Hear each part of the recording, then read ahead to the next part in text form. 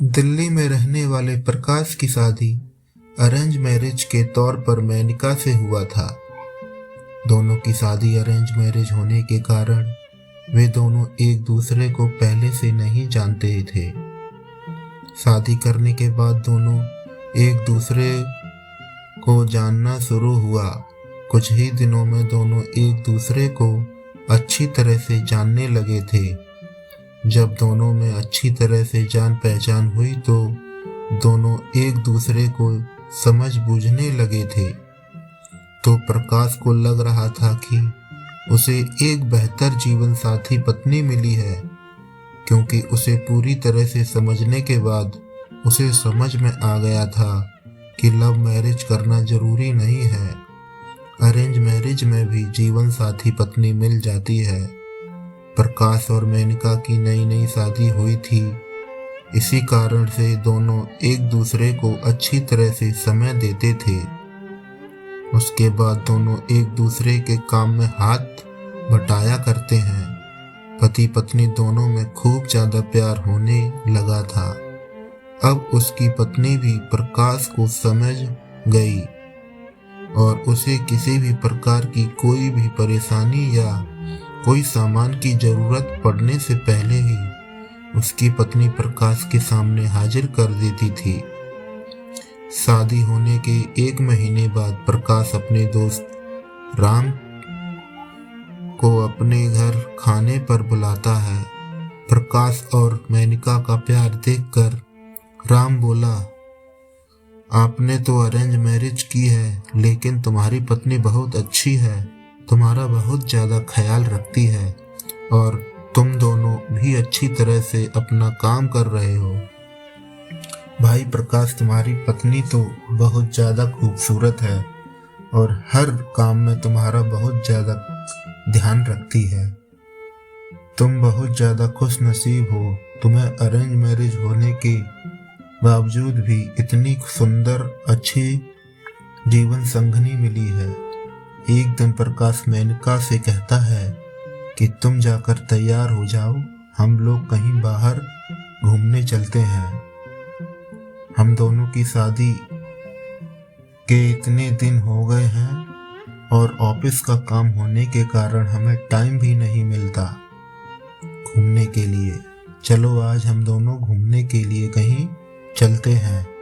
इतना सुनकर मेनका कहती है कि आपने तो बिल्कुल अच्छा कहा जी, बहुत दिनों से हम लोग कहीं घूमने नहीं गए हैं। अच्छा हुआ आज आपने बोल दिया, हम लोगों का मन भी नहीं लग रहा था। चलो कहीं घूम कर आते हैं। दोनों अपनी गाड़ी में बैठकर घूमने के लिए निकल जाते हैं।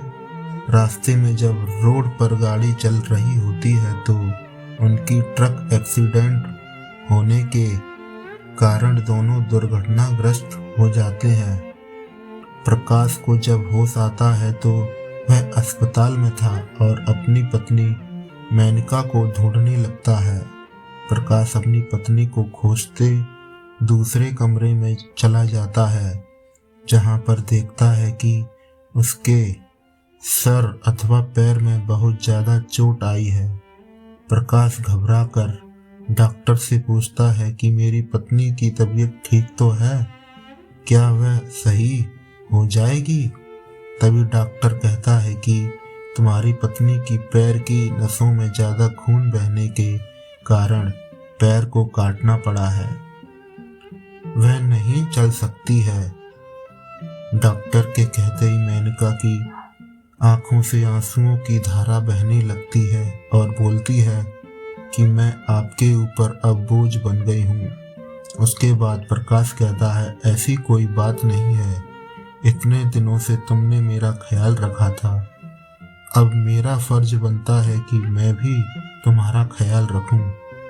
अस्पताल से छुट्टी लेके दोनों साथ मिलकर अपने घर को चल दिए। घर जाकर एक दूसरे के बिना ना रहने की कसम खाई। फिर उसके बाद अपनी नौकरी छोड़कर घर से ही काम कर रहे हैं, साथ ही घर रहकर अपनी पत्नी की सेवा तथा मेरी देखभाल में लगे हैं। इस तरह एक दिन फिर राम अपने दोस्त के घर आता है। कहता है कि तुम तो काम करने लगे हो, बहुत बढ़िया बिजनेसमैन हो, तुम अपनी जिंदगी क्यों बर्बाद कर रहे हो? एक दोस्त के कारण मैं कहता हूँ तुम अपनी दूसरी शादी कर लो, चाहे तो उसे भी अपने पास ही रखो, लेकिन तुम अपनी नौकरी पे चलो, काम करो। प्रकाश कहता है कि मेरी पत्नी से बढ़कर मेरी जिंदगी में कुछ भी नहीं है, मैं उसकी देखभाल हमेशा करूँगा, करता ही रहूँगा, क्योंकि हमेशा से ही मुझसे प्यार करती है और हमेशा से ही हम लोग पति पत्नी आपस में प्यार करते रहेंगे। फिर वो अपने दोस्त को कहता है कि राम, तुम एक बार मेरे घर आए थे और मुझसे कहा कि तुम्हारी पत्नी बहुत अच्छी है, तुम बहुत खुशकिस्मत वाले हो जो तुम्हें ऐसी पत्नी मिली है।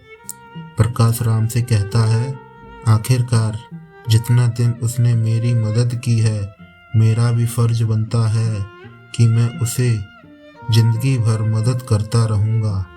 इतना सुनते ही पीछे से उसकी पत्नी भगवान से प्रार्थना करती है कि भगवान, आपने मुझे इतना अच्छा पति दिया है कि मैं इसका शुक्रिया कैसे अदा करूं और वह सदा के लिए एक दूसरे से प्रेम करते रहे और अपनी जिंदगी को आगे बनाते रहे। इसलिए मेरा मानना है कि पत्नी चाहे जैसी भी हो, उसे कभी नहीं छोड़ना चाहिए और पत्नी को कोई तकलीफ होती है तो उसका साथ जिंदगी भर देना चाहिए, ना कि उसका साथ छोड़ना चाहिए।